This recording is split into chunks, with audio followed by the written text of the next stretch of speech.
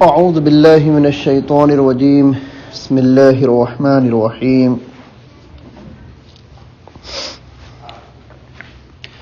یا عبادی الذین اسرفوا علی انفسهم لا تقنطوا من رحمت اللہ ان اللہ یغفر الذنوب جميعا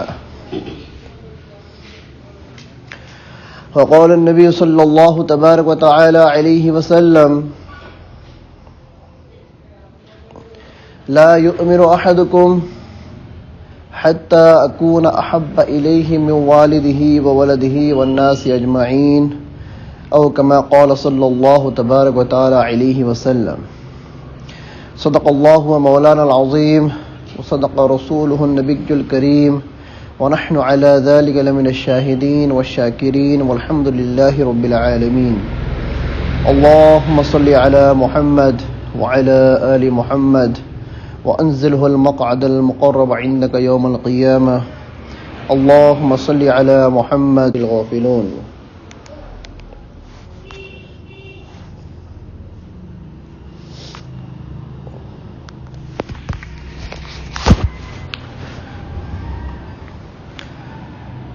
میرے محترم ماں اور بہنوں، سب سے پہلے تو ہم دل میں یہ ارادہ کر لے کہ یہاں پر ہمارا جڑنا ہوا ہے اللہ اور اس کے رسول کی نسبت کے تعلق سے۔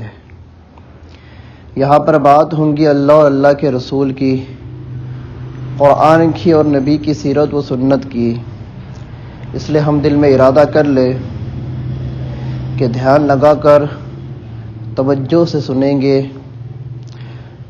اور اس نیت سے سنیں گے کہ جو کچھ کہا جائے گا، جو کچھ بتلایا جائے گا، جو کچھ سکھلایا جائے گا، اس پر سن کر سیکھیں گے، اس پر عمل کریں گے اور عمل کرتے ہوئے دوسروں کو اس کی دعوت دیں گے۔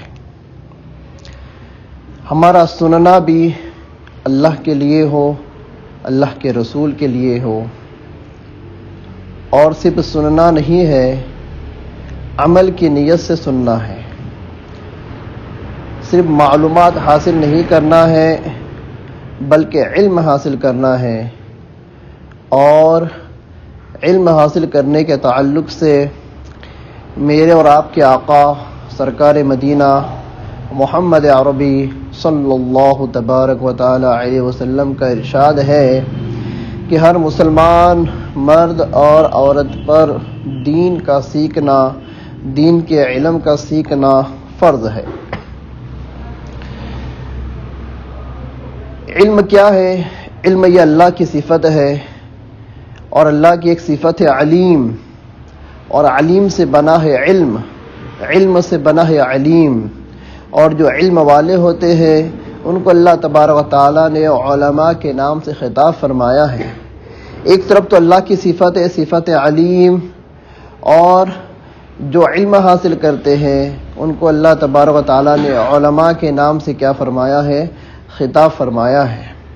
یہ علم بہت اونچی چیز ہے، یہ علم ہمیں گمراہی سے بچاتا ہے، یہ علم ہم کو ہدایت کے راستے پر لاتا ہے، یہ علم ہی ہے جو ہمیں جینے کا سلیقہ بتلاتا ہے، جینے کا طریقہ بتلاتا ہے۔ میرے ماں اور بہنوں، سب سے پہلے تو ہم یہ سمجھ لیں کہ ہم مسلمان ہیں، اللہ نے ہمیں ایمان والا بنایا ہے۔ اللہ نے سب سے پہلے دنیا کے اندر آدم علیہ السلام کو پیدا فرمایا، ان کو جنت میں رکھا، فرشتوں سے سجدہ کرایا، پھر ان کو جنت میں رکھا۔ لیکن جنت میں اور جنت کی نعمتوں میں رہ کر بھی آدم علیہ السلام بے چینی کی زندگی گزار رہے تھے۔ اللہ تبارک و تعالیٰ اپنی مخلوق سے بخوبی واقف ہے۔ اللہ تعالیٰ نے آدم علیہ السلام کی تسکین قلب کے لیے، سکون دل کے لیے آدم علیہ السلام کی بیوی، ہماری اور پوری امت کی ماں اماں حوا علیہ السلام کو آدم علیہ السلام کی بائی پسلی سے پیدا کیا۔ بائی پسلی سے پیدا کرنے سے ہم کو اس بات کا علم ہوتا ہے کہ عورت مرد میں سے ہی نکلی ہے. اسی وجہ سے عورت اور مرد کے رشتے کو زندگی کے اندر بہت زیادہ اہمیت دی جاتی ہے. ایک عورت ہے، وہ اگر یہ چاہے کہ میں تنہا زندگی گزاروں اور یوں ہی بوڑھی ہو کر مر جاؤں تو یہ اس کے لیے ناممکن سی بات ہے. ایک مرد یہ سوچے کہ میں یوں ہی تنہا زندگی گزاروں اور ایسا ہی بوڑھا ہو کر مر جاؤں تو اس کے لیے بھی یہ ناممکن سی بات ہے. مرد اور عورت کو بالغ ہونے کے بعد ایک دوسروں کی ضرورت محسوس ہوتی ہے اور یہ فطرت کا تقاضا ہے، اور اسی سے افزائش نسل یعنی کہ توالد اور تواصل کا سلسلہ چلتا ہے. بہرحال آدم علیہ السلام سے اب ہماری اماں حوا علیہ السلام کو پیدا کیا. واقعہ بڑا ہے، لیکن جو باتیں بتلانے جا رہا ہوں ان باتوں پر غور کریں. عورت مرد کی ضرورت ہے اور مرد عورت کی ضرورت ہے. اسی لیے تابعداری کو عورت کے لیے لازم قرار دیا ہے. اللہ تعالیٰ قرآن میں فرماتے ہیں الرجال قوامون علی النساء. ہم نے مرد اور عورت کو پیدا تو کیا ہے لیکن مرد عورت پر حاکم ہوگا، اور کمانے کی ذمہ داری اللہ تبارک تعالیٰ نے مردوں پر رکھی ہے اور عورتوں پر ذمہ داری دی ہے کہ وہ مردوں کی خدمت کرے اور اپنے بال بچوں کی تربیت کرے. بس یہی ایک ذمہ داری ہے. اس کے علاوہ عورتوں کے اوپر کوئی ذمہ داری نہیں ڈالی گئی. کیوں نہیں ڈالی گئی؟ فطرت جانتی ہے، اللہ جانتے ہیں کہ عورت یہ گھر کے لیے بنی ہے، عورت بازار کے لیے نہیں بنی. عورت اپنے شوہر کے لیے بنی ہے، عورت اپنے شوہر کے علاوہ کے لیے نہیں بنی ہے. عورت اور مرد کا رشتہ اتنا پاک ہے. انبیاء علیہ السلام کے تعلق سے آتا ہے، اللہ کے نبی صلی اللہ علیہ وسلم کا ارشاد ہے کہ 4 چیزیں انبیاء علیہ السلام کی سنت میں سے ہے اور پسندیدہ چیز میں سے ہے. سب سے پہلے مسواک کرنا، یہ انبیاء علیہ السلام کی سنت ہے. خوشبو لگانا انبیاء علیہ السلام کی سنت ہے. نکاح کرنا یہ انبیاء علیہ السلام کی سنت ہے. ہر نبی نے نکاح کیا، ہر نبی نے نکاح کی دعوت دی. ہمارے نبی محمد صلی اللہ علیہ وسلم نے ایک نہیں بلکہ 11 شادیاں کی، اور 11 شادیاں کرنے کے اندر حکمت یہ تھی کہ اسلام کو ترقی ملے، اور ایک سے زائد شادیاں کرنا امت کے لیے صرف اور صرف عدل اور انصاف کے درجے میں جائز رکھا ہے، ورنہ ایک مرد کے لیے کافی ہے. ایک سے زائد بلا وجہ کرنا اور ایک سے زائد کرنا، ایک کی خدمت کرنا اور ایک کی ذمہ داری کو اٹھانا اور دوسرے کو ایسے ہی چھوڑ دینا، یہ شریعت میں ناجائز اور حرام قرار دیا ہے. اللہ تعالیٰ اپنے کلام کے اندر فرماتے ہیں کہ اگر آپ کو مردوں کو اگر عورتوں کی خواہش ہے، وہ چاہے تو 1 2 3 4 تک نکاح کر سکتا ہے، 4 کے اوپر کرنے کی اجازت نہیں. لیکن اگر چاروں کا خرچہ اٹھانے اور چاروں کے اندر عدل اور مساوات کرنے کی اس میں طاقت اور ہمت نہیں ہے تو اس کو ایک سے زائد شادی کرنا حرام ہے. ایک ہی کرے، اس کی خدمت کرے، اس کے ہی سارے اخراجات کو پورے کرے اور اس کے ساتھ ہی انصاف کرے اور انصاف کے ساتھ اس کو لے کر اپنی زندگی کے اندر چلے.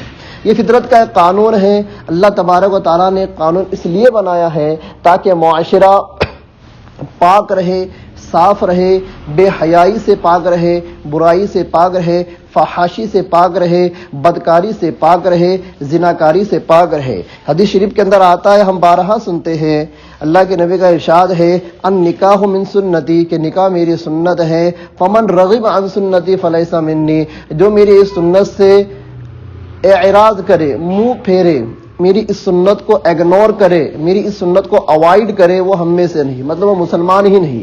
جب یہ حدیث ہم سنتے ہیں تو دماغ میں ایک بات آتی ہے کہ یار نکاح سے کون اوائڈ کرے گا؟ بچہ جب بالغ ہو جاتا ہے تو اس کی سب سے پہلے خواہش یہی ہوتی ہے کہ میں نکاح کروں.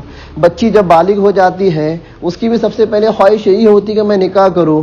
تو کون ہے جو نکاح سے اعراض کرے گا؟ اور نکاح تو ہوتا ہے، نکاح کے لیے بہت تیاریاں کی جاتی ہیں، اچھے سے اچھا رشتہ دیکھا جاتا ہے، اچھے سے اچھا گھر بنایا جاتا ہے، اچھے سے اچھی تعلیم دی جاتی ہے تاکہ اچھے سے اچھا ہم کو رشتہ ملے گا۔ نکاح کے لیے تو پہلے سے ہی تیاری کی جاتی ہے۔ پھر حدیث کے اندر آتا ہے کہ جو میری اس سنت کو اوائڈ کرے، مطلب نکاح نہ کرے، وہ ہم میں سے نہیں، تو کون وہ بدبخت ہے جو نکاح نہیں کرے گا؟ تو اس زمانے کے اندر جب ہم دیکھتے ہیں، زمانے کے حالات کو ہم دیکھتے ہیں، تو آج باطل پرستوں نے اور مذہب بیزار لوگوں نے اور ملحد اور دہریہ قسم کے لوگوں نے، ناستک اور دہریہ قسم کے لوگوں نے اپنے طور پر زندگی گزارنے کا جو ایک نظریہ دنیا والوں کو دیا ہے کہ وہ اب شادیاں نہیں کر رہے ہیں، وہ شادیاں نہیں کر رہے ہیں، اور شادی کے بعد کی جو ضرورت ہوتی ہے میاں بیوی کو، اس کو غلط اور ناجائز طریقوں سے کیا کر رہے ہیں؟ پورا کر رہے ہیں۔ اور کہ یہ ان کی محنت کئی زمانے سے چل رہی ہے، شادی سے آزاد ہو گئے ہیں۔ وہ یہ کہتے ہیں کہ کون شادی کرے، کون ایک سے شادی کرے، کون ایک کو اپنے گلے میں اٹکا کر زندگی بھر لے کر چلے، پھر شادی کرنے بعد اس کو اپنے گھر لائے، اس کے خرچوں کو اٹھائے، پھر اس کے علاوہ اس کا باپ ہے جیسے کہ سسرا، پھر ماں ہے جیسے کہ ساس، اس کے علاوہ اس کے دیگر رشتہ دار ہے، کون ان سے تعلقات رکھے، کون ان کو گھر کے اوپر بلائے، یہ سارے جھمیلے کون پالے گا؟ پھر آگے بچے پیدا کرنا ہے، کون بچے پیدا کرنے کے جھمیلے پالے گا؟ اس طرح کی باتیں کر کر کے کچھ لوگوں نے دنیا کے اندر یہ پروپیگنڈا ڈالا کہ ہم نکاح نہیں کریں گے، نکاح کے علاوہ رہیں گے، اور ہم کو اگر ہماری ضرورت پورا کرنے کی نوبت آئیں گی تو ہمارے پاس روپیہ اور پیسہ ہے، روپیہ اور پیسوں سے عورتوں کو خریدیں گے اور ان سے اپنی ضروریات کو پوری کریں گے۔ اب یہ نظریہ تو غیروں کا تھا، ناستک قسم کے لوگوں کا تھا، بے حیا قسم کے لوگوں کا تھا، لیکن آج ماڈرن قسم کے لوگوں کے اندر بھی یہ نظریہ آ چکا ہے۔ آج ہم دیکھتے ہیں سٹی کے اندر کہ 30 سال کی لڑکیاں ہو جاتی ہے، وہ شادی نہیں کرتی۔ پوچھا جاتا ہے بھائی شادی کیوں نہیں کر رہی ہے، تو کہتی ہے کہ شادی کی ضرورت کیا ہے؟ یہ دنیا ہے، دنیا کمانے کے لیے ہے، یہ دنیا ترقی کرنے کے لیے ہے۔ شادی کر کے کون میں سسرال جا کر بیٹھ جائے گا؟ میں نے تعلیم حاصل کی ہے، میرے پاس ایجوکیشن ہے، میرے پاس ڈگریاں ہیں، میں دنیا میں آگے بڑھوں گی، میں ترقی کروں گی، میں چاند کے اوپر پہنچوں گی، میں روپیہ پیسہ کماؤں گی، میں کیوں کسی آدمی کا سہارا بن کر اور اس کی محتاج بن زندگی گزاروں؟ عورتیں بھی آگے بڑھ سکتی ہے، عورتیں بھی دنیا کے اندر کام دھندے کر سکتی ہے، ڈگریاں حاصل کر سکتی ہے، پیسہ کما سکتی ہے، اپنے بل بوتے پر اور اپنے قدم پر کھڑے ہو کر آگے زندگی گزار سکتی ہے۔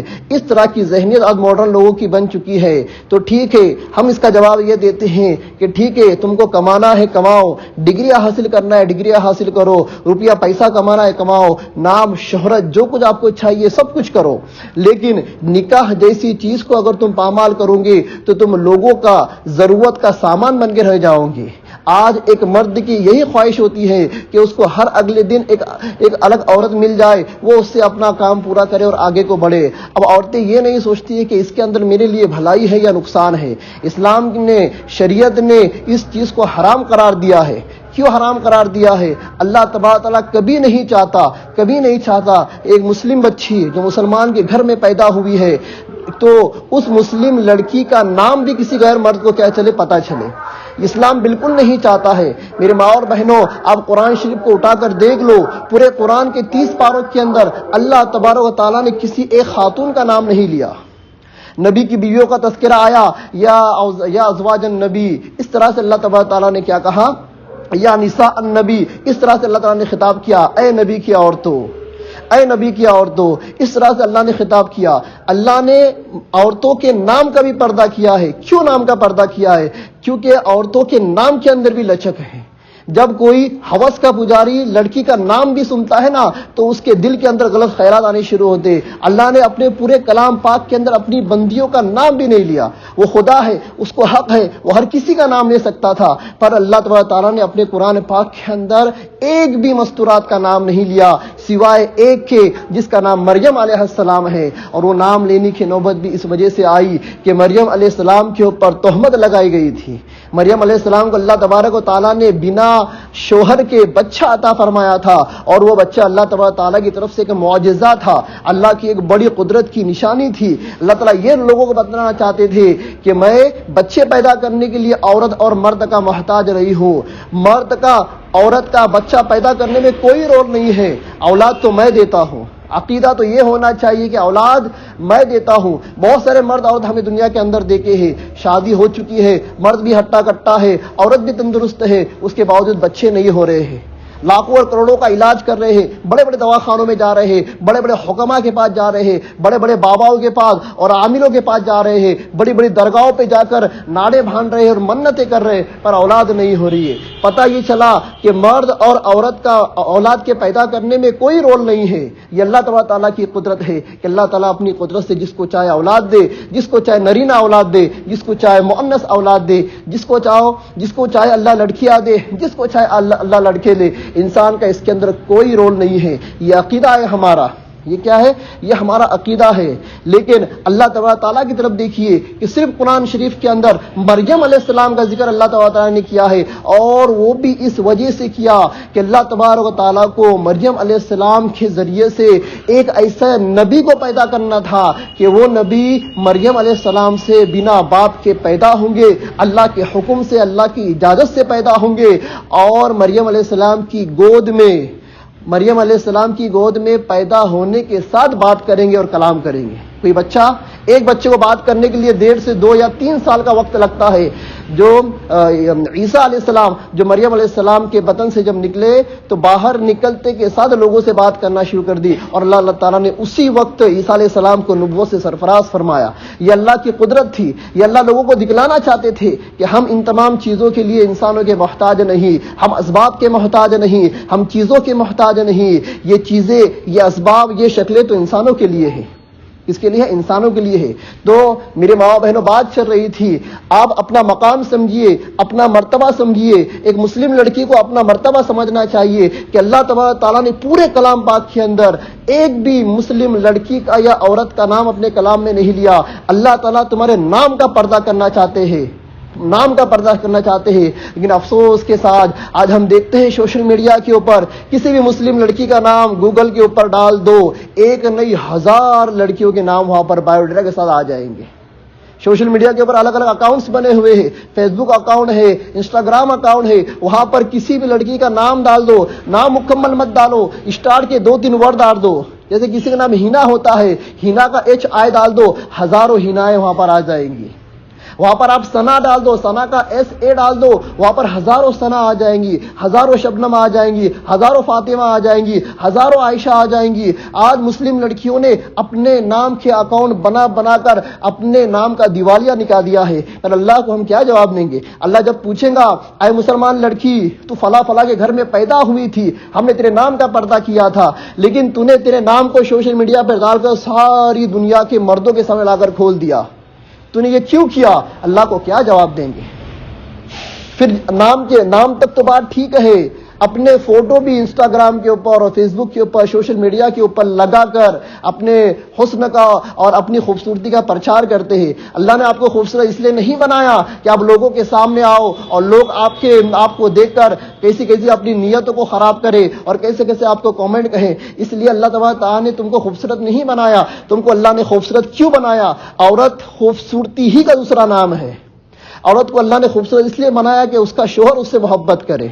عورت کو اللہ نے خوبصورت اس لیے بنایا کہ اس کے گھر والے اس سے محبت کرے. خوبصورتی کو اللہ تعالیٰ نے عورتوں کی جماعت میں ڈال دیا ہے. اس کا مطلب یہ نہیں کہ ہم اس خوبصورتی کو لوگوں کو دکھلاتے پھرے. یہ بہت بڑی بے حیائی اور بہت بڑی بے غیرتی کیا ہو چکی ہے, آج دنیا کے اندر مسلمانوں کے ذریعے سے عام ہوتی چلی جا رہی ہے. میں جو بات کرنے جا رہا ہوں اور جو ٹاپک میں چھیڑنے جا رہا ہوں, یہ بڑا اہم ٹاپک ہے. اس ٹاپک کے اوپر بہت کم لوگ بات کرتے ہیں, لیکن میرے ماؤں بہنوں, میری مسلم بہنوں, میں آپ کو بتانا چاہتا ہوں کہ آج پوری دنیا میں ایک نہیں 1000 کروڑوں ویب سائٹ یہ مسلمان لڑکیوں کو ہڑپ کرنے, ان کی عزت کا سودا کرنے, ان کو بدنام کرنے کے لیے بنائی جا رہی ہے اور پروموٹ کیا جا رہا ہے. ہم کو پتہ نہیں ہوتا ہے. ماں باپ جب بچی اسکول کے اندر جاتی ہے, اسکول سے آگے بڑھ کر کالج میں چلی جاتی ہے, تو ماں باپ موبائل دلا کر دے دیتے ہیں, ریچارج مار کر دے دیتے ہیں, سم کارڈ دے دیتے ہیں. پھر وہ بچی اپنے موبائل کے اندر ایک بڑا سا لاک کوڈ لگاتی ہے جو باپ کو بھی نہیں پتا ہے, ماں کو بھی نہیں پتا ہے, بھائی کو نہیں پتا ہے, کسی کو نہیں پتا ہے, اور اسکول میں جا رہی ہے, نہ جانے کیا کر رہی ہے. باپ کو بھی نہیں پتا, ماں کو بھی نہیں پتا, اور باپ کی بھی اتنی ہمت بھی نہیں کہ بیٹا موبائل دکھا میں چیک کروں تو کرتی کیا ہے. آزاد چھوڑ دیا. یہ لاڈ، یہ پیار، یہ محبت، یہ تمہاری بچی کی جان لے لے گا۔ میں آپ کو کارگزاری سناؤں، شہر احمد نگر کی آپ کو ضلع احمد نگر کارگزاری سناؤں، 148 مسلم لڑکیاں غیروں کے ساتھ نکاح کرنے جا رہی ہے، اور انہوں نے 148 لڑکیوں کا نام، ان کے باپ کا نام، ان کا ایڈریس، اور وہ کس ہندو لڑکے سے شادی کرنے والی ہے، ان کا پورا بایوڈاٹا سوشل میڈیا کے اوپر ڈال دیا، اور گویا کہ انہوں نے ایسا بتایا کہ ہم یہ تحریک چلا رہے ہیں، مسلمانوں تمہارے میں دم ہے تو روک کر بتاؤ، یہ ہماری مسلم لڑکیاں غیروں کی طرف کیوں جا رہی ہے؟ کیوں جا رہی ہے؟ کمی ہمارے اندر ہے، کمی باپ کے اندر ہے، کمی بھائی کے اندر ہے، کمی شوہر کے اندر ہے، کمی ہمارے گھر کے مردوں کے اندر ہے کہ ہم نے ہماری بچیوں کی صحیح تربیت نہیں کی۔ اب میں شوہروں کا کیا رونا رہوں، میں باپوں کا اور بھائیوں کا کیا رونا رہوں؟ ایک مسلم لڑکی کو کیا اللہ نے اتنی عقل نہیں دی ہے؟ کیا وہ اپنی عزت کی حفاظت کرنا نہیں جانتی؟ اللہ تعالیٰ قرآن کے اندر فرماتے ہیں، کیا فرماتے ہیں؟ اللہ کا قرآن میں ارشاد ہے کہ ایک مسلمان مرد، چاہے وہ غلام ہو، چاہے وہ فقیر ہو، چاہے وہ غریب ہو، چاہے وہ مسکین ہو، چاہے وہ کالا کلوٹا کیسا بھی ہو، ایمان والا ہے، غیر مسلم اور مشرک اعلیٰ سے اعلیٰ مرد سے وہ کیا ہے؟ بہتر ہے۔ اللہ تعالیٰ نے اعلان کر دیا، مسلمان ایک کلمے والی کی برابری غیر مسلم کر ہی نہیں سکتا۔ غیر مسلموں کے لیے اللہ کا کھلا اعلان ہے کہ ان کے لیے ابد الآباد کی جہنم ہے، یہ جہنم میں جلنے والے ہیں۔ یہ لوگ ہماری لڑکیوں کو لے جا کر جہنم کا ایندھن بنا رہے ہیں۔ یہ کیا ہو رہا ہے؟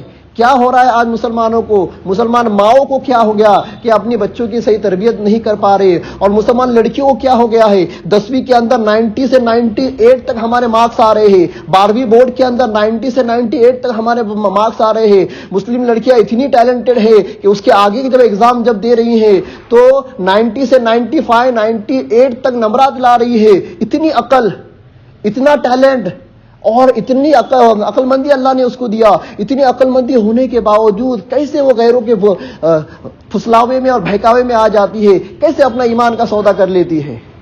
یہ ڈگریاں، یہ عہدے اور یہ دنیا کی جاہ و منصب، یہ ایمان کے آگے بالکل نہیں۔ اللہ تعالیٰ قرآن کے اندر فرماتے ہیں کہ کل قیامت کے دن جو بندہ اسلام مذہب کو لے کر آئے گا اسی کو ہم قبول کریں گے۔ وَمَن يَبْتَغِ غَيْرَ الْإِسْلَامِ دِينًا فَلَن يُقْبَلَ مِنْهُ وَهُوَ فِي الْآخِرَةِ مِنَ الْخَاسِرِينَ۔ اور جو بندہ کل قیامت کے دن اسلام کے علاوہ کوئی دوسرا مذہب لے کر آئے گا، اسلام کے علاوہ کوئی دوسرا مذہب لے آئے گا، ہم اسے قبول نہیں کریں گے، اور ایسے لوگ ہمیشہ ہمیشہ خسارے میں رہنے والے ہیں، نقصان میں رہنے والے ہیں، بربادی میں رہنے والے ہیں، تباہی میں رہنے والے ہیں۔ پھر اللہ تبارک تعالیٰ نے آخرت کے اندر جو جہنم بنائی ہے، میرے ماؤں بہنوں، میں آپ کو ایک حدیث بتاؤں، اللہ کے نبی، میرے اور آپ کے نبی، میرے اور آپ کے نبی آج نبی سے کوئی پیار کرنے کے لیے تیار نہیں، نبی سے کوئی محبت کرنے کے لیے تیار نہیں۔ ہمارے نبی کے ہمارے گھر میں تذکرے نہیں ہوتے، نبی کی سیرت ہمیں نہیں پتا،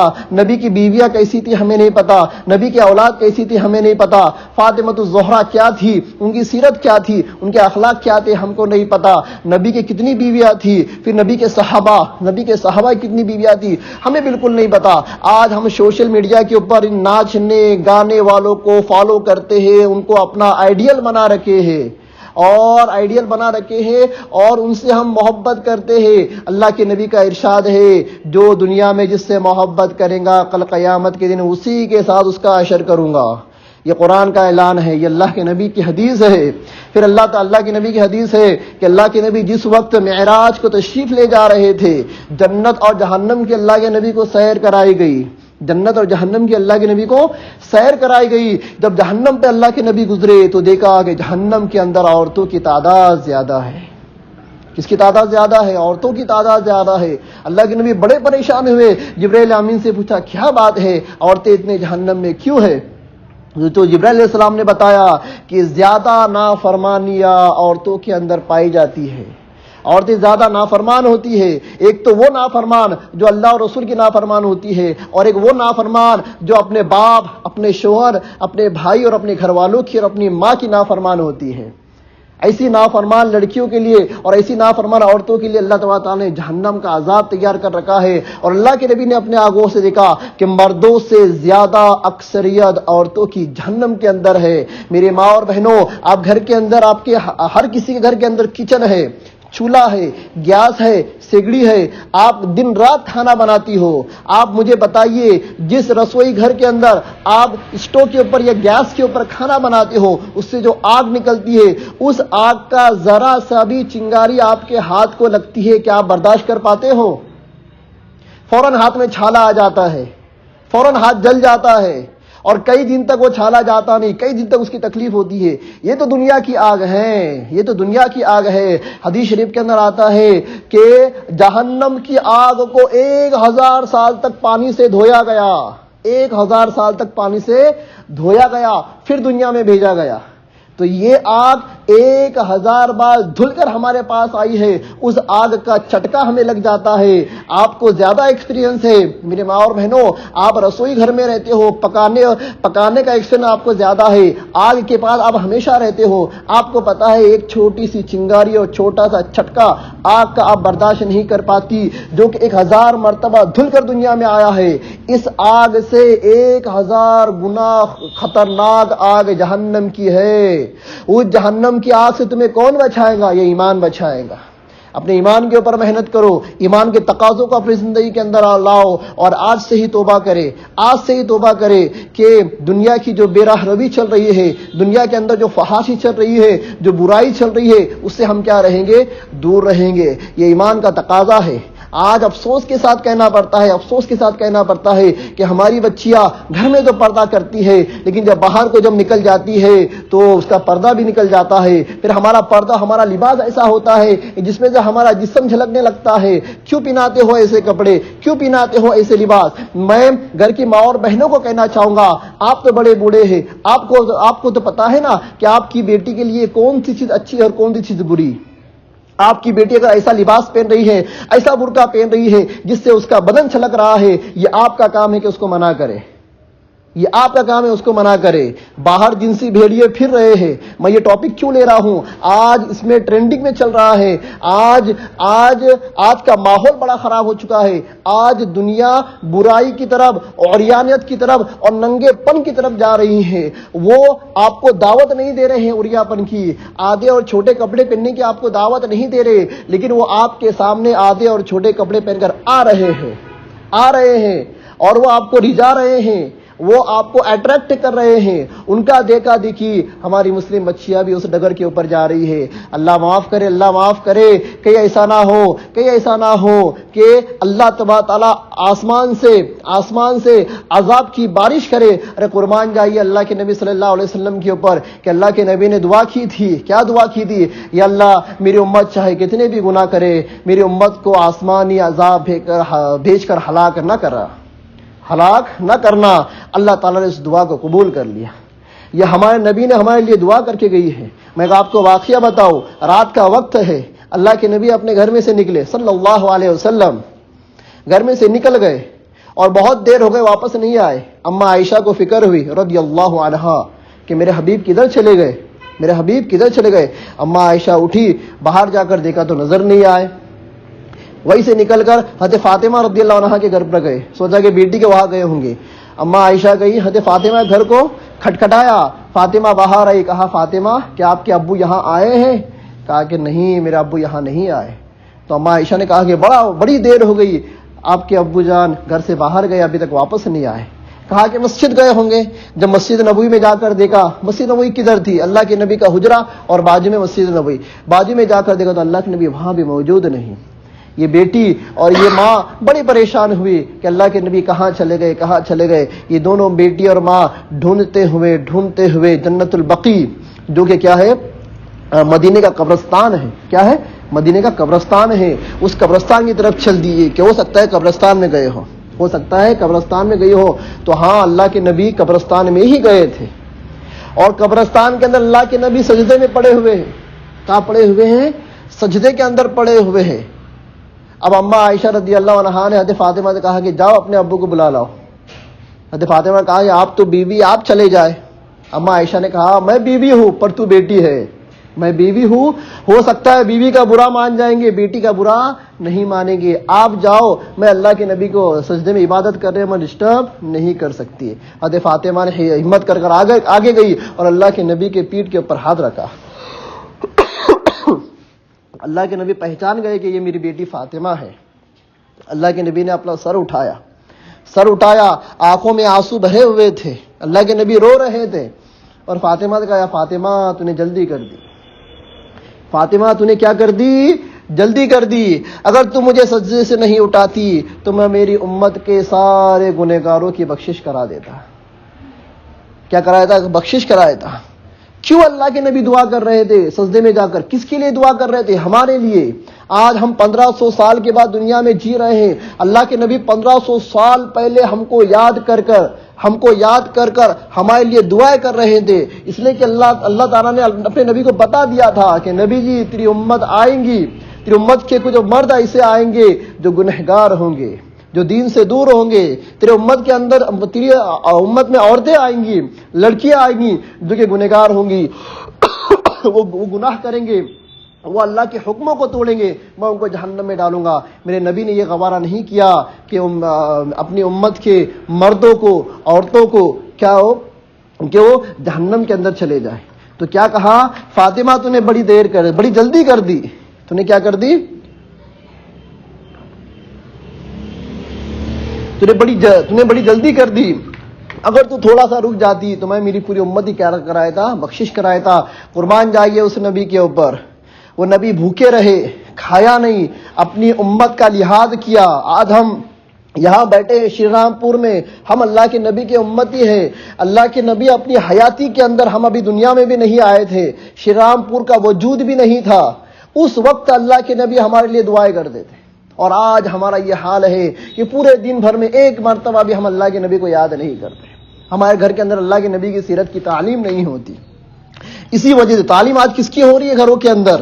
آج فلم اسٹاروں کی تعلیم ہو رہی ہے گھروں کے اندر. آج یہ سیریل بنانے والوں کی گھر کے اندر کیا ہو رہی ہے؟ تعلیم ہو رہی ہے. گھنٹہ سیریل چل رہے ہیں, گھنٹہ فلمیں چل رہے ہیں. پھر ہمارے پاس موبائل ہے, سوشل میڈیا کے اوپر انہیں کو دیکھا جا رہا ہے. یہ کون ہے تمہارے؟ یہ نہ تمہارے سگے ہیں, یہ تمہارے جہنم ہے, جہنم. یہ لوگ تم کو جہنم تک لے کے جانے والے ہیں. اور آج ہم ان کو فالو کیے بیٹھے ہیں اور ان کو اپنا آئیڈیل بنا چکے ہیں. اور وہ کیا کہتے ہیں نا, ان کے ہم فین بن بیٹھے ہیں. کیا ضرورت ان کے فین بننے کی؟ یہ تم کو پہچانتی بھی نہیں. تمہارا نبی غائبانہ طور پر تم کو پہچانتا ہے. یہ فلم اسٹار والے, چاہے وہ ایکٹر ہو یا ایکٹریس ہو, اس کے علاوہ سوشل میڈیا کے اوپر یہ جتنے بھی ناچ گانے کرنے والے, یہ تم کو پہچانتے بھی نہیں ہے. ان کا مطلب ایک ہی ہے, ڈرامہ کرو, اپنا جسم دکھاؤ اور پیسے کماؤ. بس یہی ان کی کیا ہے, کلا ہے, اور اس کے اندر منہمک ہے. پر بیوقوف تو ہم لوگ ہیں نا, ان کو دیکھ کر ہم کیا کر رہے ہیں, ہمارا روپیہ بھی ضائع کر رہے ہیں, پیسہ بھی ضائع کر رہے ہیں, اور ہمارا ایمان بھی ضائع کر رہے ہیں. اس لیے بچوں, آج وقت ہے, یہ جماعتیں چلتی ہے, جماعت والے آتے ہیں, مردوں کو جماعت میں لے کر جاتے ہیں, ان کو سکھاتے ہیں. میں آپ کو آپ کے شہر کی کارگزاری بتاؤں. آپ کے شہر میں ایک بندہ چل رہا ہے, سنگمنیر کی جماعت کے اندر ایک بمبئی کا بندہ ہے, باندرا کا رہنے والا ہے. وہ بندے کی زندگی پوری ڈرگس کے اندر گئی. نوجوان بچہ ہے, پورے ڈرگس کے اندر دن رات ڈرگس مارتا تھا, نشے کرتا تھا, لڑکیوں کے ساتھ کلب کے اندر ناچ گانا کرتا تھا. وہاں اس کی زندگی تھی. کیسے کیسے گناہوں کے اندر ملوث تھا اللہ جانے.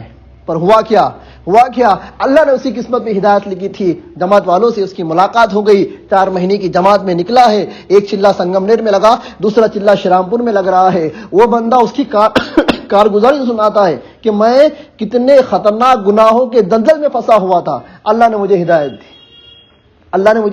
دی. دن رات نشہ کرنا, ڈرگس کا نشہ کرنا, چرس گانے کا نشہ کرنا, شراب, بیئر وغیرہ ہر چیز, اس کے علاوہ لڑکیاں, بدکاریاں, سب کچھ, ناچ گانا, ڈسکو وغیرہ سب کچھ اس کا چلتا. اللہ نے اس کو اس گندگی سے نکال کر یہاں لایا. اب جب اس نے دیکھا کہ اوریجنل دنیا یہ ہے, وہ خرافات ہے, وہ بے حیائی ہے, وہ لہو و لعب ہے, وہ ہمیشہ رہنے والی نہیں ہے, اوریجنل زندگی تو میری یہ ہے. آج وہ سجدے کے اندر رو کر اپنے گناہوں کی معافی مانگ رہا ہے. آج اس کے چہرے کے اوپر داڑھی آ چکی ہے.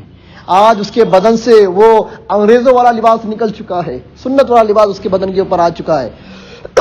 بہت دور کی نہیں, سنگم نے آپ کے شری رام پور شہر کی کارگزاری سنا رہا ہوں. آج وہ بچہ تقویٰ مسجد میں جماعت چل رہی ہے، اس کے اندر موجود ہے، پورے شہر سے نوجوان لوگ اس کی ملاقات کے لیے آ رہے ہیں اور وہ لوگوں کی اصلاح کر رہا ہے، دکھا رہا ہے کہ دیکھو نوجوانوں میں کیا تھا، اللہ نے مجھے ہدایت دی، میں یہاں آیا، تم بھی باز آ جاؤ، چھوڑ دو یہ دنیا کے جھمیلے، دینداری والی زندگی بھی گزر جاتی ہے، گنہگاری والی زندگی گزر جاتی ہے، تو مبارک ہے وہ زندگی جو گناہوں کو چھوڑ کر دینداری کے اوپر گزرے۔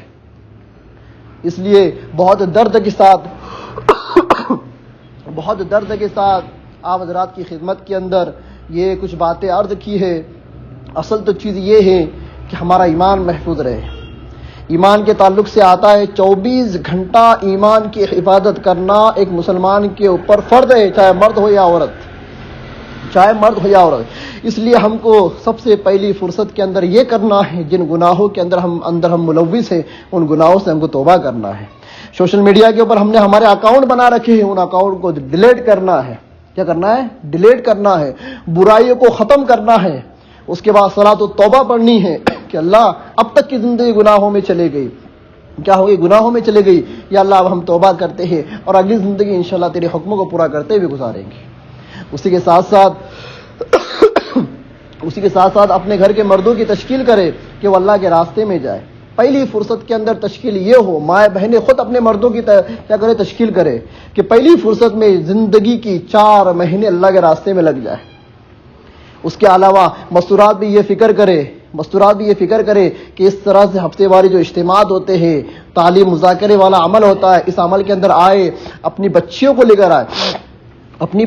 کر آئے اور اپنی بچیوں کو سکھائے تعلیم کیسے کی جاتی ہے، مذاکرہ کیسا کیا جاتا ہے، حدیثوں کی کتابیں ان کو دے، ان کو حدیثیں پڑھنے لگائے، ان کو حدیثیں یاد کرائے اور حدیثوں کا گھر کے اندر کیا ہو؟ مذاکرہ ہو۔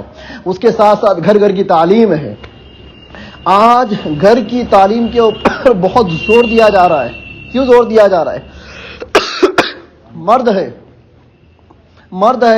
مرد تو باہر جا کر جمعہ کے بیانات کے اندر مسجدوں میں جا کر ایمان، اللہ اور رسول کی باتیں سن لیتا ہے، پر عورتوں کے پاس تو یہ ٹائم نہیں، دن بھر کام کاج کے اندر گزر جاتے ہیں، تو پورے 24 گھنٹے میں سے آدھا 1 گھنٹہ مستورات اپنے گھر کے اندر کتابی تعلیم کا مع 6 صفات کا مذاکرہ گھر میں کتابی تعلیم کیا کرے؟ چالو کرے۔ یہ کتابی تعلیم کی برکت سے انشاءاللہ اللہ تبارک تعالیٰ تمہارے نسلوں کو ہدایت دے دے گا۔ میں آپ کو کارگزاری سناؤں، ایسی کارگزاریاں آتی ہے کہ اچھے تبلیغ والے دیندار گھرانوں کی لڑکیاں غیروں کے ساتھ بات کر گئی۔ کیوں گئی ہے؟ انہوں نے تبلیغ گھر کے باہر کی۔ تبلیغ کہاں کی؟ گھر کے باہر کی، گھر کی چوکھٹ سے باہر کیا، بیوی کے اوپر محنت نہیں کی، ماں کے اوپر محنت نہیں کی، بچی کے اوپر محنت نہیں کی۔ ہوا کیا؟ ایک وقت ایسا آیا، میں آپ کو کیا بتاؤں، ابھی بہار کی ایک کارگزاری آئی، ایک مولانا ہے، مولانا کون ہوتا ہے؟ نبی کے وارث ہوتے ہیں، قرآن و حدیث کے جانکار ہوتے ہیں۔ ایک مولانا کی بیوی ایک غیر مرد کے ساتھ بھاگ گئی۔ ایک اور آپ کو کارگزاری سناؤ، ہریانہ کی کارگزاری، ایک مولانا کی پوری فیملی اپنے بیوی بال بچوں کے ساتھ سناتنی دھرم کو قبول کر لیا، سوشل میڈیا کے گھر پہ میڈیا والوں کو بلا کر پورا پرچار کر کے نیوز چینل کے اوپر دکھایا گیا۔ کیوں ہو رہا ہے یہ ارتداد کیوں پھیل رہا ہے؟ یہ ارتداد کی سب سے بڑی وجہ یہ ہے کہ ہم نے قرآن کو بھلا دیا۔ قرآن کو سمجھ کر پڑھنا تو دور، قرآن ہمارے گھر میں ماتم کرتا ہوا پڑا ہوا ہے۔ شادی ہوئی تھی، ماں باپ نے قرآن بچی کے ساتھ دے دیا تھا رخصتی کے وقت، بچی نے اس کو لایا اور تاکچے میں سنبھال کر رکھ دیا، اچھے سے ریشم کے کپڑے کے اندر اس کو ڈال کر رکھ دیا۔ قرآن طاقوں میں سجانے کی چیز نہیں ہے، قرآن پڑھ کر زندگی کے اندر گھولنے کی چیز ہے۔ اور ہماری بچیوں نے کیا کر دیا؟ ہماری بچی نے قرآن کو طاقوں کے اندر سجا دیا۔ رمضان کے اندر وہ قرآن کھلے تو ٹھیک، وہ بھی 1 عشرہ 2 عشرہ، آخری عشرے کے اندر شرکمے کی تیاری اور ڈریس مٹیریل لانے کی تیاری، بچوں کی شاپنگ کی تیاری، اس کی تیاری، گھر کی صاف صفائی، اس کے اندر آخری عشرہ چلا جاتا ہے۔ استقبال ہے عید کا، عید میں کیسا تیار ہونا ہے، اچھے سے اچھا تیار ہونا ہے، اس کے لیے پھر وہ عبادت بھی چلی جاتی ہے۔ تو رمضان کے اندر وہ قرآن کھلتا ہے، اتنا ظلم قرآن کے ساتھ۔ میں آپ کو ایک قرآن کی آیت بتاتا ہوں، 19واں پارہ سورہ فرقان کے اندر اللہ تعالیٰ فرماتے ہیں، اللہ کے نبی صلی اللہ علیہ وسلم کل قیامت کے دن کل قیامت کے دن اللہ تبارک و تعالیٰ سے شکایت کریں گے. وقال الرسول ان قوم اتخذوا هذا القرآن مہجورا. اے اللہ میری اسی قوم نے اس قرآن کو چھوڑ دیا تھا. کیا کر دیا تھا؟ چھوڑ دیا تھا. یا اللہ ان کو میری نگاہ سے کیا کر دے؟ ہٹا دے. جس نبی کا نام لے کر ہم جی رہے ہیں وہ نبی کل قیامت کے دن ہماری اللہ سے شکایت کرے گا کہ یہ میری وہ قوم ہے جس نے 40 سال کی زندگی میں، 60 سال کی زندگی میں، 70 سال کی زندگی میں قرآن کو پڑھا ہی نہیں، اس کو سمجھا ہی نہیں. اور یہ حق بات ہے. میں ماؤں بہنوں کو چیلنج کر کر بولتا ہوں، آپ اپنے گھر میں، اپنے محلے میں کسی سے پوچھ لے اللہ تبارک تعالیٰ سورہ بقرہ کے اندر کیا فرمانا چاہتے ہیں، کوئی نہیں بتائے گا. سورہ بقرہ تو بہت بڑی چیز ہے. سورہ ناس نماز کے اندر پڑھتی ہے ہماری مائیں بہنیں. میں پوچھتا ہوں کیا آپ کو پتا ہے سورہ ناس کے اندر اللہ تعالیٰ مسلمانوں سے کیا کہنا چاہ رہے؟ سورہ فلق میں اللہ تعالیٰ مسلمانوں سے کیا کہنا چاہ رہے؟ سورہ اخلاص قل هو اللہ احد اس کا ترجمہ کیا ہے اور اللہ تعالیٰ اس سے مسلمانوں کو کیا کہنا چاہ رہے؟ نہیں پتا، ہم کو نہیں پتا. قرآن کو ترجمے کے ساتھ سمجھ کر پڑھنا تو دور، ہم کو قرآن پڑھتے ہی نہیں آتا، اور پڑھتے نہیں آتے تو ہم پڑھنے کی فکر بھی نہیں کرتے. یہ تو اللہ تبارک تعالیٰ کا بڑا احسان ہے، کرم ہے کہ آج جگہ جگہ کے اوپر علماء آ چکے ہیں، حفاظ آ چکے ہیں، مکتب کو قائم کیا جا رہا ہے اور ہمارے بچوں کو مکتب کی تعلیم دی جا رہی ہے، تو مکتب کے اندر ہمارے بچے سیکھ رہے. لیکن جو نہیں سیکھ پائے ان لوگوں کا کیا؟ ان لوگوں کا کل ایسا نہ ہو کہ ہم مسلمان بھی ہیں، ہم اللہ کے نبی کی امتی بھی ہیں، اللہ کے نبی ہماری سفارش کرنے والے ہیں، اور کل قیامت میں اللہ نبی ہم سے منہ موڑ لے. کیوں منہ موڑیں گے؟ اس لیے منہ موڑیں گے، وہ یہ کہیں گے کہ تو نے میرے قرآن کو پڑھا ہی نہیں. اللہ تعالیٰ نے 23 سال کے عرصے میں میرے اوپر وحی نازل کر کے قرآن میرے کو لا کر دیا، وہ قرآن میں نے امت کو دیا. اس قرآن کے اندر رہتی دنیا تک ایک حرف، ایک نقطے کے برابر بھی رد و بدل نہیں ہوگا. اتنی حفاظت کے ساتھ اللہ فرماتے انا نحن نزلنا الذکر وانا له لحافظون. ہم نے قرآن کو محفوظ کر دیا ہے اور ہم ہی اس کی حفاظت کرنے والے ہیں. ایک محفوظ کتاب اللہ نے تم کو دی ہے. دنیا کے دوسرے مذہبوں کو آپ مطالعہ کرو گے نا، کسی مذہب والے کے پاس کوئی ان کی مذہبی کتاب نہیں ہے. اگر ہوں گی بھی کتاب تو ان کے گرو گھنٹالوں کی لکھی ہوئی ہے، آسمان سے نازل شدہ نہیں ہے. ہے بھی جیسے کہ تورات کی اگر بات کرے تو تورات انجیل اس زمانے میں موجود ہے، لیکن ان کے ماننے والوں نے، ان کے پوپ نے، ان کے پجاریوں نے کیا کر دیا ہے؟ پوری کتاب کو بدل دیا ہے. ایک کلام پاکی ایسا جس کو آج تک کوئی بدلنے والا مائی کا لال نہ پیدا ہوا نہ پیدا ہوگا. اتنی زبردست ہماری کتاب، اتنا زبردست ہمارا دین، اتنے زبردست ہمارے نبی، اتنا زبردست ہمارا اسلام، اس کے باوجود افسوس کے ساتھ دیکھنا پڑتا ہے اور نظر آتے ہیں، مشاہدے ہوتے ہیں، کارگزاری آتی ہے کہ مسلمانوں کو دین سے کوئی رغبت نہیں. مسلمانوں کو بس کھانا پینا، موج مستی کرنا، ناچ گانا کرنا، سوشل میڈیا کے اوپر اپنا ٹائم ویسٹ کرنا، اس کے علاوہ مسلمانوں کو کوئی کام نہیں رہا. بڑے افسوس کی بات ہے. اس لیے میں درخواست کرتا ہوں ہمارے ماں اور بہنوں سے کہ آج ارادہ کرے اپنے سارے پچھلے گناہوں سے توبہ کرے. کیا کرے؟ توبہ کرے اور ایک نئی زندگی کی شروعات کرنے کی کوشش کرے. اور جو شروعات میں جو میں نے باتیں آپ کو بتائی تھی کہ اپنی بچیوں کے اوپر دھیان دے، ان کی تعلیم اور تربیت کے اوپر دھیان دے. کیوں آج باطل طاقتیں آپ کی بچیوں کو آپ سے چھیننے کے لیے تیار بیٹھے ہیں اور اس کام کے ان کو پیسے بھی دیے جا رہے. کیا ضرورت ہے ان کو؟ آج مسلمانوں کی کوانٹٹی آپ دیکھیے اور غیروں کی کوانٹٹی دیکھیے. آج اگر آپ کے شہر کے اندر غیر مسلم اگر 70,000 ہے تو مسلمان 30,000 ہی ہوں گے. کیا 70,000 غیر مسلموں میں ان کی عورتیں نہیں ہیں؟ کیا ان کی لڑکیاں نہیں ہیں؟ چلو ان کی عورتیں، ان کی لڑکیاں تو بے پردہ رہتی ہیں، میک اپ کرتی ہے، سب کے سامنے کھلا منہ کھلا جسم پھرتی ہے. مسلمان لڑکیاں تو پردہ کرتی ہے. پھر کیوں وہ 70% لوگ 30%، اب ان 30% میں سے 15% عورتیں رہیں گی، 15% عورتوں میں سے 5% لڑکیاں رہیں گی جو باہر اسکول کالج میں جاتی ہیں. تو یہ 70% غیر مسلم لوگ یہ 5% مسلم لڑکیوں کے پیچھے کیوں پڑ گئے؟ ان کے ایمان کے سودے کیوں کر رہے؟ ذرا سوچو. چوری کہاں ہوتی ہے؟ جس گھر میں سونا چاندی روپیہ پیسہ کیش ہونا وہاں چوری ہوتی ہے. جھوپڑے میں کوئی چوری کرنے نہیں جاتا. کچھ تو بات ہے تمہارے اندر کچھ تو بات ہے. اپنی قیمت کو سمجھو. میرے ماں بہنوں اپنی قیمت کو سمجھو. مسلمان لڑکیوں سے میں کہنا چاہوں گا کہ مسلمان لڑکیوں اپنی قیمت کو اور قدر کو سمجھو. اللہ کی نگاہ میں تمہاری بہت قدر ہے, بہت قیمت ہے تمہاری, اتنی قیمت ہے. دنیا میں تم اپنے شوہر کی خدمت کر کر پوری زندگی گزار دوں گی. کل اللہ تعالیٰ فرماتے ہیں ہم نے جنت کے اندر حوروں کو بنایا ہے, حوروں کو, جنتی عورتوں کو, اور ان کو ایسی خوبصورتی دی. اب وقت نہیں کہ میں اس پر بات کروں. ایسی خوبصورتی دی, ایسی خوبصورتی دی کہ ایک روایت کے اندر آتا ہے ایک جنتی کو جب جنت میں ڈالا جائے گا اور اس کے سامنے ایک حور آئیں گی تو وہ یوں اپنی ٹھڈی کے نیچے ہاتھ دے کر اس کو دیکھنا شروع کرے گا. کیا کرے گا؟ ٹھڈی کے نیچے ہاتھ رکھ کر اس حور کو دیکھنا شروع کرے گا. اس کے حسن اور جمال کے اندر ایسا کھو جائے گا, ایسا کھو جائے گا, 70 سال تک اپنی پلکیں بھی نہیں جھکائے گا, اس کو دیکھتا رہے گا. کتنے سال تک؟ 70 سال تک. پھر 70 سال کے بعد وہی اس کو ہاتھ لگائیں گی. بھائی خیریت سے ہے؟ بھائی تو نہیں بولیں گی, میاں خیریت سے تو ہے. تو وہ پوچھیں گا میں تجھے کب سے دیکھ رہا ہوں, تو وہ حور کہیں گی ارے پگلے تو مجھے 70 سال سے دیکھ رہا ہے. پھر وہ کہیں گا 70 سال گزر گئے پر ابھی بھی میرا دل نہیں بھرا. حدیث کے الفاظ ہے ابھی میرا دل نہیں بھرا. میری مسلم ماں اور بہنوں یہ جنت کی حور کا حال ہے. لیکن اللہ تعالیٰ فرماتے ہیں ان حوروں سے 70 گنا زیادہ مسلم عورتوں کو میں جنت میں حسن و جمال دوں گا. ایک حور کا یہ حال کہ 70 سال تک بندہ گھورتے بیٹھا ہے اور اس کو ہوش بھی نہیں, کھو گیا, مدوش ہو گیا ہے.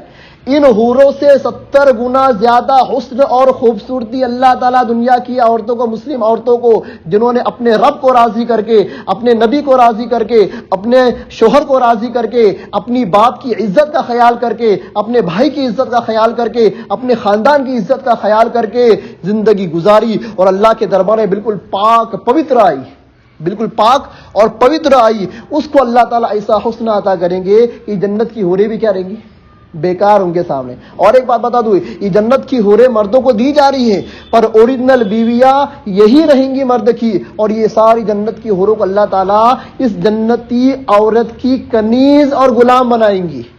اللہ تعالیٰ کیا بنائیں گے؟ کنیز اور غلام بنائیں گے. یہ ہے تمہارا مرتبہ. میری مسلم ماں اور بہنوں یہ دنیا میں بھی مرتبہ ہے. ایک لڑکی کی جب شادی ہوتی ہے کتنے رشتے اس کے جم جاتے ہیں.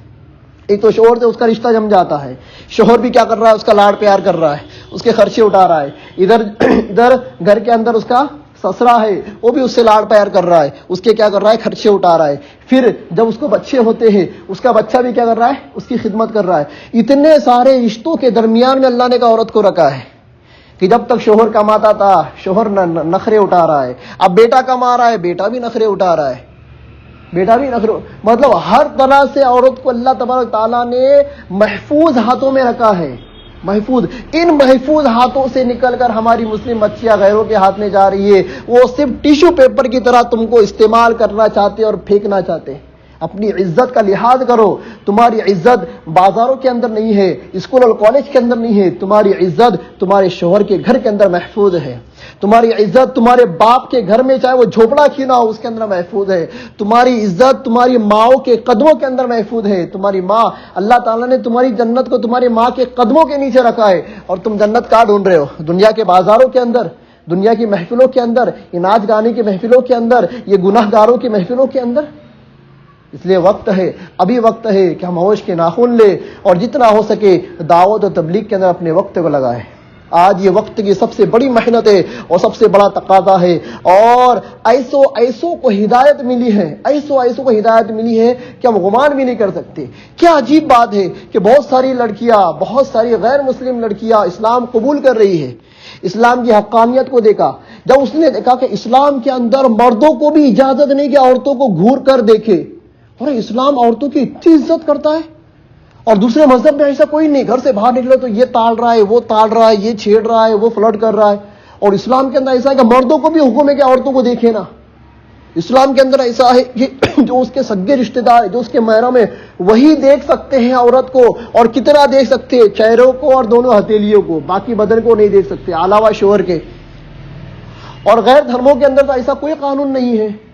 تو جب غیر مسلم لڑکیاں اسلام کا مطالعہ کر رہی ہے, وہ دیکھ رہی ہے کہ اسلام کے اندر ہماری عزت کو اتنا پروٹیکٹ ہے, اتنا پروٹیکٹ ہے, تو ہم کیوں نہ اسلام کو قبول کریں, کتنی تعجب کی بات ہے، ایک غیر مسلم اسلام کا مطالعہ کر کر اور اسلام کے اپنی عزت کی حفاظت کے لیے اسلام قبول کر رہی ہے، اور ہماری مسلم بچیاں جس کے پاس سب کچھ ہے، اسلام ہے، شریعت ہے، قانون ہے، پردہ ہے، باپ جیسا عظیم ہستی، باپ جیسی ہے، شوہر ہے، بھائی ہے، ان تمام رشتوں کو چھوڑ کر اور اتنے پیارے مذہب کو چھوڑ کر اور اتنے پیارے نبی کے دین کو چھوڑ کر غیروں کے ساتھ جا کر اپنا بھی نام خراب کر رہی ہے، اپنے بچوں کا نام خراب کر رہی ہے، اپنے ماں بہنوں کا نام خراب کر رہی ہے، اپنے باپ کا اور خاندان کا نام خراب کر رہی ہے۔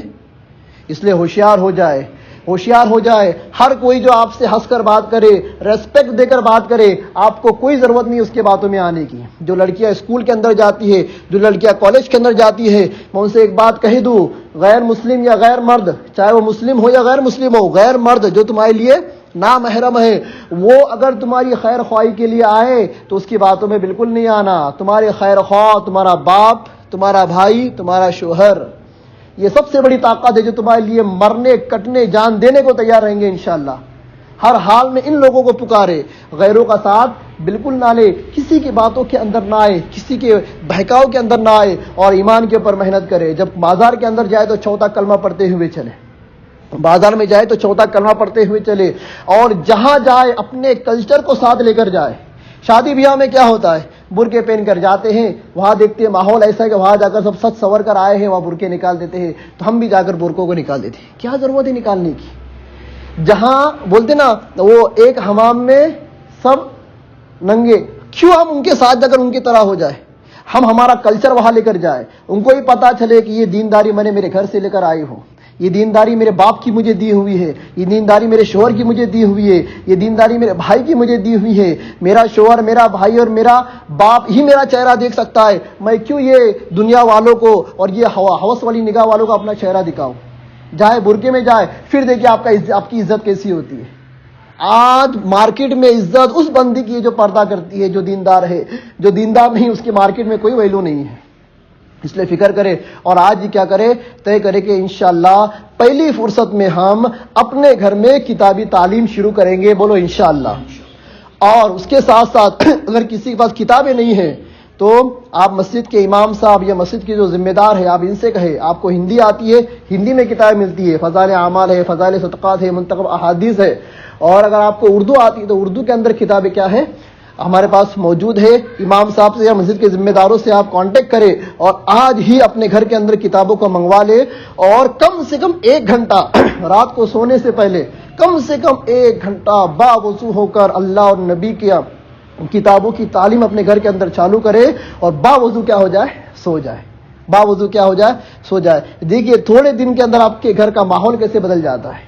پھر جب دینداری کے اوپر آؤں گے نا، پھر گھر کی ساری مشکل اللہ تعالیٰ حل کرنا شروع کریں گے۔ شوہر کے اوپر قرضہ ہے، اللہ اس کے قرضوں کو نیل کرنا شروع کریں گے۔ آپ کے گھر میں کچھ پریشانیاں ہیں، بیماریاں ہیں، مصیبتیں، اللہ اس کو بھی کیا کر دے گا، ختم کر دے گا۔ آپ کے اوپر سحر ہے، بلا ہے، اور نہ جانے کیسی کیسے بلاؤں کے اندر مسلم قوم شکار ہے، یہ ساری چیز اللہ کیا کر دے گا، ختم کر دے گا۔ اس لیے سب سے پہلے اول مرحلے کے اندر اپنے گھر کے اندر کتابی تعلیم کو شروع کریں۔ دوسرا کام یہ کرے کہ اگر وقت ہے تو اپنے مردوں کے ساتھ، محرم مردوں کے ساتھ سحر روزہ جماعت میں وقت لگائے۔ کیا کرے، سحر روزہ جماعت کے اندر وقت لگائے، اپنے شوہر کو تیار کرے، شوہر نہیں ہے اپنے باپ کو، اپنے بھائی کو تیار کرے، اور 3 دن مستورات کی جماعت کے اندر کیا کرے، وقت لگائے، سیکھنے اور سکھانے کی نیت میں۔ اور تیسرا کام ہم کو یہ کرنا ہے کہ اس طرح کے اجتماعات ہوتے ہیں، کیا ہوتے ہیں، اجتماعات ہوتے ہیں، ان اجتماعات کے اندر شرکت کیا کرے، کیا کرے، شرکت کیا کرے۔ اور چوتھا کام یہ کرے کہ اپنے گھر کے بچوں کی دینی تعلیم کی ایسی فکر کرے جیسی فکر دنیاوی تعلیم کی کرتے ہیں۔ اسکول میں بچے کو بھیجتے ہیں، ساری چیزوں کو تیار کر کے، اس کو صبح اٹھا کر ناشتہ کرا کر، نہلا کر، دھلا کر، اس کے سارے بیگ وغیرہ تیار کر کر، پھر گاڑی کے اوپر اس کو اسکول تک چھوڑ کر آتے ہیں، نیند قربان کرتے بچے کو چھوڑ کر آتے، پھر جا کر لے کر آتے، پھر بچہ جب شام میں گھر آتا ہے تو اس کا ہوم ورک کیا دیا گیا ہے اس کا ہوم ورک کراتے ہیں۔ جتنے اہتمام سے دنیاوی تعلیم کی آپ فکر کرتے ہو بچوں کی، اس اعتبار سے اور اسی طرح بچوں کی دینی تعلیم کی کیا کرے، فکر کرے کہ مولانا صاحب نے، حافظ صاحب نے کیا سبق دیا ہے، آج کہاں تک پڑھایا ہے, کل کا سبق یاد تھا نہیں تھا, اس کی پوری کارگزاری لے اور برابر اپنے بچوں کو تیار کر کے کیا کرے, مکتب کو روانہ کرے. یہ ایک امانت ہے, بچے ہمارے پاس امانت ہے. اگر بچپن سے ہی ہم ان کو دینداری سکھائیں گے تو انشاءاللہ العزیز بڑے ہوتے ہوتے یہ بھی دیندار بنیں گے اور یہ ہماری آنکھوں کا تارا بنیں گے, ہمارے آنکھوں کی ٹھنڈک بنیں گے. ابراہیم علیہ السلام دعا کرتے تھے, ایک دعا ہمیشہ کرنی چاہیے ماؤں بہنوں کو, نماز کے بعد ایک دعا ہمیشہ کرنی چاہیے. یہ دعا ابراہیم علیہ السلام کی دعا ہے, ربنا هب لنا من ازواجنا وذرياتنا قرۃ اعین. کیا کہا؟ قرۃ اعین. اے میرے رب میری بیویوں کو اور میرے بال بچوں کو میرے آنکھوں کی ٹھنڈک بنا. کون دعا کر رہا؟ ابراہیم علیہ السلام دعا کر رہے ہیں, قرآن کے اندر ہے. کیا دعا کر رہے؟ ربنا هب لنا من ازواجنا وذرياتنا قرۃ اعین واجعلنا للمتقین اماما. تو قرۃ اعین, آنکھوں کی ٹھنڈک کیوں کہا؟ یہ بچے ہمارے آنکھوں کی ٹھنڈک ہے. آنکھوں کی ٹھنڈک مطلب یہ کہ بچے اگر اچھا کام کریں گے تو خوشی ہوں گی, آنکھوں سے خوشی والے آنسو آئیں گے, اور بچے اگر برا کام کریں تو آنکھوں سے آنسو بھی نہیں آئیں گے. آنکھیں ٹھنڈی ہونا تو دور کی بات. تو نبیوں نے دعا کی اپنے اولاد کے لیے. ہم نبی نہیں ہیں, نبی کی امتی ہے, تو کیا ہم اپنے بچوں کے لیے دعا نہیں کر سکتے؟ تو دعا کرے, بچوں کی دینداری کے لیے دعا کرے.